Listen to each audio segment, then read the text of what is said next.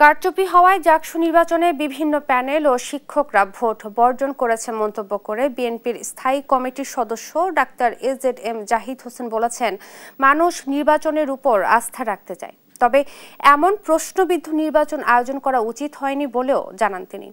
শুক্রবার সকালে diploma engineers অ্যাসোসিয়েশনের নবনির্বাচিত আহ্বায়ক কমিটিকে সঙ্গে নিয়ে সাবেক রাষ্ট্রপতি জিয়াউর রহমানের সমাধিতে শ্রদ্ধা নিবেদন শেষে এসব কথা বলেন তিনি। এ সময় তিনি বিভাজন নয়, ঐক্যের রাজনীতি করার আহ্বান জানিয়ে বলেন, বাংলাদেশকে পিছিয়ে দিতে ষড়যন্ত্র করছে দেশি বিদেশি শক্তি, আর নির্বাচনে যারা আয়োজন করেন তাদের ডানে বামে না গিয়ে মধ্যপন্থায় থাকার আহ্বান জানান।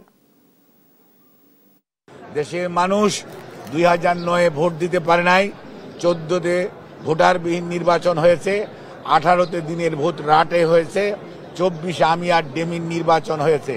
কাজে বাংলাদেশের মানুষ নির্বাচনী ব্যবস্থার প্রতি আস্থা রাখতে চায়। যারা এই সমস্ত বিষয়ে সংশ্লিষ্ট তাদের উচিত হবে এমন কোনো নির্বাচন আয়োজন না করা যে নির্বাচন নিয়ে মানুষের মধ্যে প্রশ্ন আসবে, মানুষ দ্বিধাগ্রস্ত হবে, মানুষ নির্বাচন থেকে প্রতিদ্বন্দ্বী দলসমূহ সরে যাবে।